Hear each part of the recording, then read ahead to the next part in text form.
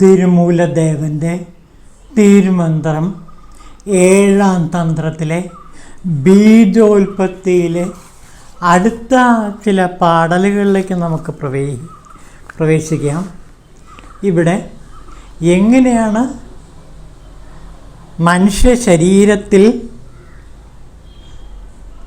ആഹാരം പ്രവർത്തിച്ച് അത് ശരീരത്തെ തേജോമയമാക്കുന്നത് എന്നതിനെക്കുറിച്ചുള്ള അതിപ്രാചീനമായ ചില സങ്കല്പങ്ങളാണ് ഇവിടെ തിരുമൂലദേവൻ ഈ പാടലുകളിൽ വിശദീകരിക്കുന്നത്.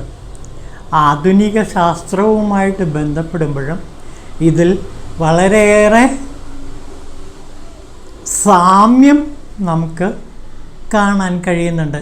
ഇന്നത്തെ ശരീരശാസ്ത്രവുമായി ബന്ധപ്പെട്ടുകൊണ്ട് തന്നെ ചില കാര്യങ്ങളെ ഇത് സത്യമാണെന്ന് ബോധ്യപ്പെടുത്തുന്നു. നമുക്ക് നോക്കാം. ആഹരിക്കുന്നതെല്ലാം പിരിയുന്നു 3 കുറയാതാകും. പിന്നവ ദേഹം, മാനസം, മലം ഇവയ്ക്കായി ഉടൽ, മനം എന്നിവയ്ക്കുള്ള അംശം കലർന്നിരിക്കും. പടിനിണമെന്നതോ മുൻ വപുസിൽ പൊന്തി നിൽക്കും. അപ്പോൾ എങ്ങനെയാണ് നാം കഴിക്കുന്ന ആഹാരം രക്തമാംസാദികളായി പുഷ്ടിപ്പെടുന്നത് എന്ന് തിരുമൂലദേവൻ പറയുന്നത്. ആഹരിക്കുന്നതെല്ലാം 3ആയി പിരിയുന്നു. ആഹാരം, നാം കഴിക്കുന്ന ആഹാരം ദഹിച്ച് എങ്ങനെയാവുന്നു? ദേഹം, മാനസം, മലം ഇവയായി രൂപപ്പെടുന്നു. അപ്പോൾ ശരീരത്തിൽ നാം കഴിക്കുന്ന ആഹാരം കൊണ്ടാണ് ശരീരം പുഷ്ടിപ്പെടുന്നത്. പിന്നെ ഇതിൽ നിന്ന് തന്നെയാണ് മനസ്സ് ഉണ്ടാകുന്നത്. അപ്പോൾ നാം കഴിക്കുന്ന ആഹാരത്തിൽ നിന്നാണ് ശരീരവും മനസ്സും ഉണ്ടാകുന്നത്. ശേഷിച്ച ഭാഗം മലമായി വിസർജിക്കപ്പെടുന്നു. അങ്ങനെ ദേഹം, മാനസം, മലം എന്നിങ്ങനെ 3ആയിട്ട് നാം കഴിക്കുന്ന ആഹാരം മാറ്റപ്പെടുന്നു. അങ്ങനെ ഇവയുടെ അംശം പിന്നെ രക്തത്തിൽ കലർന്ന് വപുസിൽ പൊന്തി നിൽക്കും, ശരീരത്തിൽ എപ്പോഴും നിലനിൽക്കും. അപ്പോൾ നാം കഴിക്കുന്ന ആഹാരമാണ് നമ്മുടെ ശരീരത്തെയും മനസ്സിനെയും സൃഷ്ടിക്കുന്നത് എന്നാണ് തിരുമൂലദേവൻ പറയുന്നത്. ആധുനിക ശാസ്ത്രവുമായിട്ട് ഒത്തുപോകുന്നതാണ്. അപ്പോൾ ഇവിടെ നാം കഴിക്കുന്ന ആഹാരത്തിന് പരമപ്രാധാന്യം കൊടുക്കുന്നു. അതാണ് ദേഹവും മനസ്സുമായി രൂപപ്പെടുന്നത്. ശേഷിച്ചവ മലമായി വിസർജിക്കപ്പെടുകയും ചെയ്യുന്നു. അപ്പോൾ ശരീരത്തെ രൂപവത്കരിക്കുന്നത് നമ്മുടെ ഭക്ഷണമാണ്, നമ്മുടെ ആഹാരമാണ്. അതിൽ നിന്ന് തന്നെയാണ് മനസ്സും രൂപപ്പെടുന്നത്. അപ്പോൾ നമ്മൾ കഴിക്കുന്ന ആഹാരത്തിന് പരമപ്രാധാന്യം അർഹിക്കുന്നു. ഈ ആഹാരം ഏത് തരത്തിലുള്ള ആഹാരമാണോ നാം കഴിക്കുന്നത് അതനുസരിച്ച് നമ്മുടെ ശരീരവും മനസ്സും രൂപപ്പെടുകയാണ്. അപ്പോൾ ആഹാരവും ശരീരവും മനസ്സുമായി അഭേദ്യമായി ബന്ധപ്പെട്ടിരിക്കുന്നു. അപ്പോൾ ശരീരത്തിലെ പല രോഗങ്ങളും വരാൻ കാരണം നാം കഴിക്കുന്ന ആഹാരത്തിൻ്റെ സന്തുലിതമല്ലാത്ത അവസ്ഥാവിശേഷം കൊണ്ടാണ്. അപ്പോൾ ആഹാരത്തെ വേണ്ട പോലെ നിയന്ത്രിച്ച് ആഹാരത്തെ വേണ്ട പോലെ തിരഞ്ഞെടുത്ത് ഭക്ഷിച്ചാൽ ഈ ആഹാരം തന്നെ ദേഹത്തെ പരിപുഷ്ടപ്പെടുത്തുകയും പല രോഗങ്ങളെയും ഇല്ലാതാക്കാൻ ഈ ആഹാരം ചികിത്സ കൊണ്ട് കഴിയും. അപ്പോൾ നാം കഴിക്കുന്ന ആഹാരം ഒരർത്ഥത്തിൽ ഔഷധമാണ് എന്ന് മനസ്സിലാക്കുക. നാം കഴിക്കുന്ന ആഹാരം നമ്മുടെ ശരീരത്തെയും മനസ്സിനെയും രൂപപ്പെടുത്തുന്നു. അതുകൊണ്ട് ഇന്ന് കാണുന്ന പല രോഗങ്ങളുടെയും കാരണം നമ്മുടെ ലൈഫ് സ്റ്റൈലിൽ വരുന്ന വ്യതിയാനം കൊണ്ടാണ് എന്ന് തന്നെ തിരുമൂലദേവൻ വളരെ പണ്ട് തന്നെ പറഞ്ഞിരിക്കുന്നു. അപ്പോൾ ആഹാരം വേണ്ട പോലെ തിരഞ്ഞെടുത്ത് വേണ്ട പോലെ ഭക്ഷിച്ചാൽ തീർച്ചയായിട്ടും നമ്മുടെ ശരീരത്തെ ആരോഗ്യമാക്കി മാറ്റാൻ പറ്റും. ഈ ആരോഗ്യമായ ശരീരത്തിൽ നിന്നാണ് ആരോഗ്യമായ മനസ്സ് രൂപപ്പെടുന്നത്. അതുകൊണ്ട് ശരീരവും മനസ്സും നമ്മുടെ ആഹാര രീതികളുമായിട്ട് വളരെയേറെ പ്രാധാന്യമർഹിക്കുന്നു. അതുകൊണ്ട് ആഹാര കാര്യത്തിൽ വളരെയേറെ ശ്രദ്ധിക്കണം.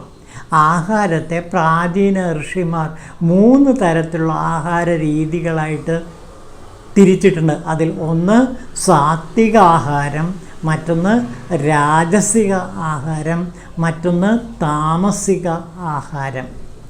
ഈ തരത്തിലുള്ള ആഹാരം കഴിക്കുമ്പോൾ അയാളുടെ മനസ്സിൽ സാത്വിക ആഹാരം കഴിക്കുമ്പോൾ അയാളുടെ മനസ്സിൽ സാത്വികമായ ശാരീരിക ഗുണങ്ങളുണ്ടാകും. അതേപോലെ രാജസവും താമസവുമായ ആഹാരങ്ങൾ കഴിക്കുമ്പോൾ അവരുടെ ശരീരത്തിൽ ഈ രാജസ താമസ ഭാവങ്ങളും അതനുസരിച്ചുള്ള ശരീരവും രൂപപ്പെട്ടു വരും. അതുകൊണ്ട് ആഹാരം കഴിക്കുമ്പോൾ എപ്പോഴും സാത്വിക ആഹാരമാണ് കഴിക്കേണ്ടത്.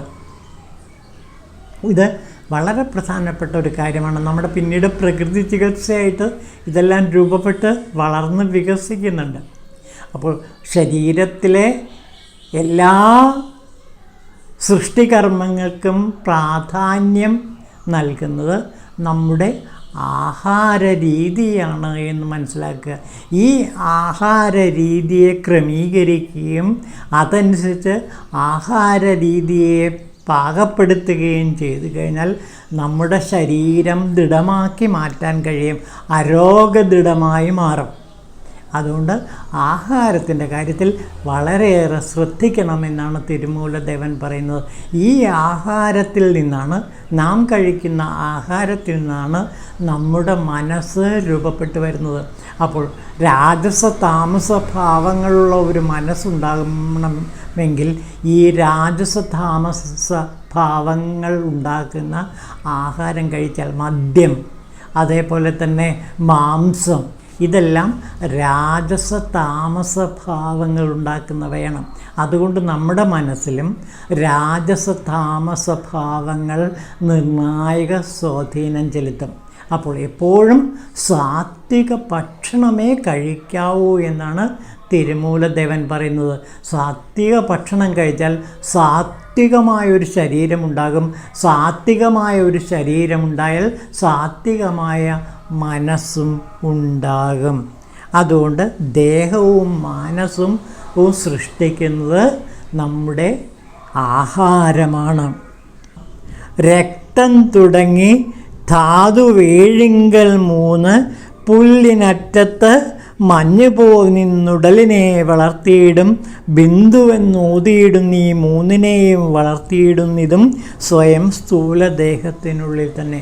അപ്പോൾ സ്ഥൂലദേഹത്തെ സൃഷ്ടിക്കുന്നത് ഈ ആഹാര രീതിയാണ്. ആഹാരത്തിൽ നിന്ന് ആണ് ഇതെല്ലാം ഉണ്ടാകുന്നത്.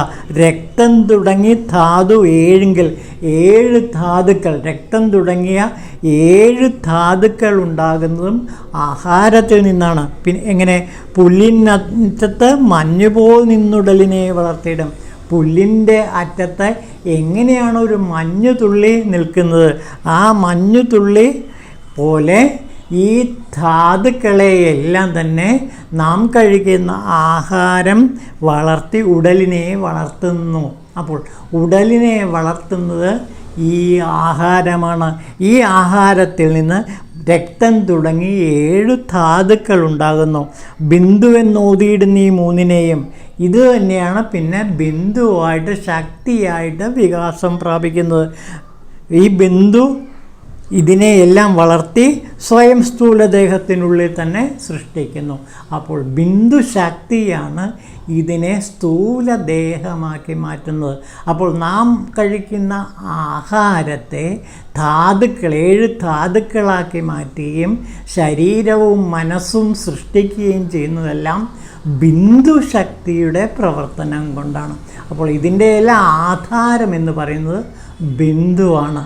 ആ ബിന്ദുവാണ് നാം കഴിക്കുന്ന ആഹാരങ്ങളെ എല്ലാം തന്നെ ഇതേ രീതിയിൽ ശരീരത്തിനെയും മനസ്സിനെയും സൃഷ്ടിക്കാൻ പ്രാപ്തമാക്കുന്നത്. അപ്പോൾ പറയുന്ന ഇതാണ്, ബിന്ദുശക്തി കൊണ്ട് ഇതെല്ലാം പ്രവർത്തിക്കുന്നു.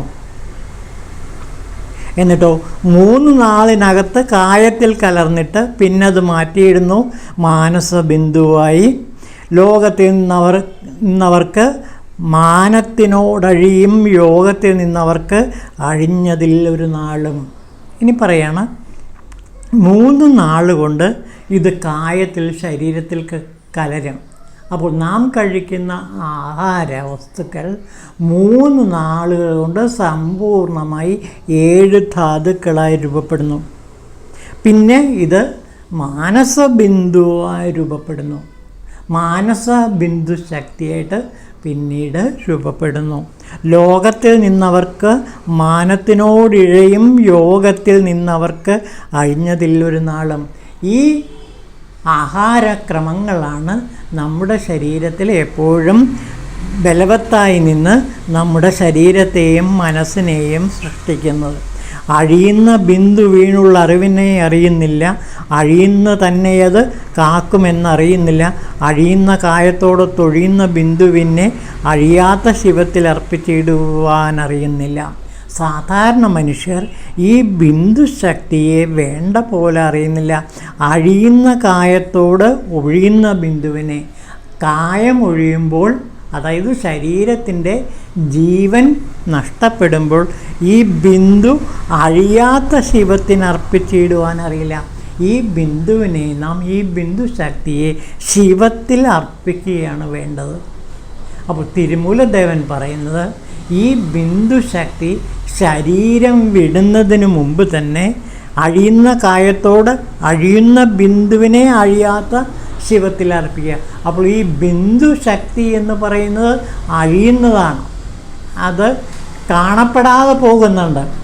അങ്ങനെ കാണപ്പെടാതെ പോകുന്നതിന് പകരം ആ അതായത് നഷ്ടപ്പെടുന്നു, ബിന്ദുശക്തി നഷ്ടപ്പെടുന്നു, അഴിഞ്ഞു പോകുന്നു, നഷ്ടപ്പെടുന്നു. ആ ബിന്ദുശക്തിയെ നഷ്ടപ്പെടാതെ ശിവത്തിനർപ്പിച്ചിടുവാൻ ആരും അറിയുന്നില്ല. അപ്പോൾ ഈ ബിന്ദുശക്തിയെ നാദത്തിൽ ലയിപ്പിക്കുക, ശിവനിൽ അലിയിച്ചു ചേർക്കുക, ശിവനിൽ അർപ്പിക്കുവാൻ ആരും അറിയുന്നില്ല. അപ്പോൾ ബിന്ദുശക്തിയെ എങ്ങനെയാണ് ശിവത്തിൽ അർപ്പിക്കുന്നതെന്ന് സാധാരണ മനുഷ്യർ അറിയുന്നില്ല. എന്നാൽ ജ്ഞാനികൾ അല്ലെങ്കിൽ ശിവസാധകന്മാർ ഈ ബിന്ദുശക്തിയെ അഴിഞ്ഞു പോകാതെ, നഷ്ടപ്പെട്ടു പോകാതെ അതിനെ ശിവനുമായി യോജിപ്പിച്ച് ശിവനിൽ അർപ്പിച്ച് ആ ശിവശക്തി മേളനത്തിലൂടെ പരമാനന്ദ സുഖത്തിലേക്ക് എത്തിച്ചേരുന്നു. അന്തവും ആദിയെന്നുമായി പരാപരന്തൻ സ്വന്തമായി നിൽക്കും, നീക്കമില്ലാതെ നിറഞ്ഞെങ്ങും കാര്യകാരണങ്ങളായി നിൽക്കുന്ന വാസനയെ നേരെ കണ്ടറിഞ്ഞിടും തന്നിട മഹാത്മ്യത്താൽ. തൻ്റെ മഹാത്മ്യത്താൽ അന്തവും ആദിയുമെന്നുമായി പരാപരന്തൻ സ്വന്തമായി നിൽക്കും, നീക്കമില്ലാതെ നിറഞ്ഞെങ്ങും. ഈ പരാപരൻ, അതായത് ഈ ശിവശക്തി അന്തമില്ലാതെ, ആദിയും അന്തവുമില്ലാതെ എല്ലായിടത്തും നിറഞ്ഞു നിൽക്കുന്നു. അതിൻ്റെ കാര്യകാരണങ്ങളായി നിൽക്കുന്ന വാസനയെ നേരെ കണ്ടറിയുന്നു. അപ്പോൾ നമ്മുടെ വാസനാബന്ധങ്ങളെ മുഴുവനും ഇല്ലാതാക്കാനും ഈ പരാപര ശക്തിക്ക്, ഈ ശിവശക്തിക്ക് കഴിയും. അതിൻ്റെ മഹാത്മ്യത്താൽ നമ്മുടെ വാസനാബന്ധമെല്ലാം ഒഴിഞ്ഞു മാറും. വിത്തിലല്ലാതെ മുളയുണ്ടായിടാ, മുളയും വിത്തിലല്ലാതെ വെളിപ്പെട്ടിരിക്കുന്നില്ല. വിത്തും മുളയും ഒന്നാണ്, അന്യമായി വരാ ശിവതത്വമെന്നത്രേ മായയായി പ്രപഞ്ചമായി. അപ്പോൾ ശിവതത്വമാണ് എന്തായിരുന്നത്? മായയായി പ്രപഞ്ചമായി വളരുന്നത്. അപ്പോൾ തിരുമൂലദേവൻ പറയുകയാണ്, ശിവതത്വമാണ് ഈ മായാശക്തിയായിട്ടും പിന്നെ ഈ പ്രപഞ്ചമായിട്ടും വികസിച്ച് നിൽക്കുന്നത്. അതായത് പരാബിന്ദു, ആ പരാപരനാണ് ഈ പ്രപഞ്ചമായി, ഈ മായയായി, ഈ പ്രപഞ്ചമായി നിലനിൽക്കുന്നത്. വിത്തിലല്ലാതെ മുളയുണ്ടായിടാ. വിത്തിലാണ് എന്തുള്ളത്? മുള ഉള്ളത്. മുള വിത്തിലല്ലാതെ വെളിപ്പെടുന്നുമില്ല. മുള വെളിപ്പെടണമെങ്കിൽ വിത്ത് വേണം. അതായത് വിത്തും മുളയും അഭേദ്യമായി ബന്ധപ്പെട്ടിരിക്കുന്നു. വിത്തിലാണ് മുള, വിത്തിൽ നിന്ന് വിത്തിലല്ലാതെ മുളയുണ്ടായിടാം, വിത്തില്ലാതെ ഒരിക്കലും മുളയുണ്ടാകില്ല. അതായത് വിത്തില്ലാതെ, ശിവതത്വമില്ലാതെ ഒരിക്കലും എന്തില്ല, മായ ഉണ്ടാകുന്നില്ല. മായയിൽ നിന്ന് പ്രപഞ്ചവും ഉണ്ടാകുന്നു. അപ്പോൾ വിത്തും മുളയും എപ്രകാരം പരസ്പരം ബന്ധപ്പെട്ടിരിക്കുന്നു, അതേപോലെ തന്നെ ശിവതത്വവും അതേപോലെ മായാശക്തിയും രൂപപ്പെട്ടിരിക്കുന്നു. അപ്പോൾ ശിവതത്വത്തിൽ നിന്നാണ് മഹാമായ ജനിക്കുന്നത്, ആ മഹാമായയിൽ നിന്നാണ് പ്രപഞ്ചമുണ്ടാകുന്നത്. അപ്പോൾ സൃഷ്ടിക്രമത്തെക്കുറിച്ചിട്ടാണ് ഇവിടെ തിരുമൂലദേവൻ പറയുന്നത്. പരാപരത്തിൽ നിന്നാണ് എന്തുണ്ടാകുന്നത്, മഹാമായ ഉണ്ടാകുന്നത്. ആ മായയിൽ നിന്ന് പ്രപഞ്ചവും ഉണ്ടാകുന്നു. അപ്പോൾ നമ്മുടെ ശരീരത്തെ, ഈ പ്രപഞ്ചത്തിലുള്ള നമ്മുടെ ശരീരത്തെ സൃഷ്ടിക്കുന്നത് നമ്മുടെ ആഹാര രീതിയാണ്. അപ്പോൾ പണ്ടുള്ളവർ അവർ കഴിക്കുന്ന ആഹാരത്തിൻ്റെ കാര്യത്തിൽ വളരെയേറെ ശ്രദ്ധിച്ചിരുന്നു. കാരണം ആഹാരമാണ് ശരീരത്തെ സൃഷ്ടിക്കുന്നത്, 7 ധാതുക്കളെ സൃഷ്ടിക്കുന്നത്. അങ്ങനെ മനസ്സിനെയും സൃഷ്ടിക്കുന്നത് ഈ ആഹാരമാണ്.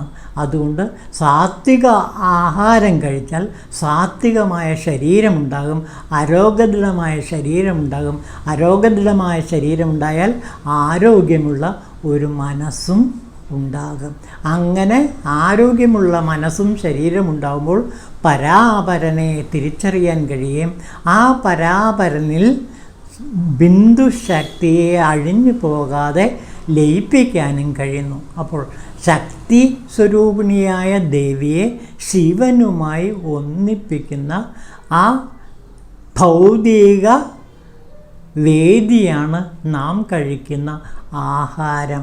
ആഹാരം കൊണ്ട് സ്ഥൂല ശരീരം ബലപ്പെട്ട് കിട്ടുന്നു. അതാണ് ശരീരമാദ്യം ഖലു ധർമ്മസാധനം എന്ന് ശൈവ സിദ്ധാന്തം എപ്പോഴും പറയുന്നത്.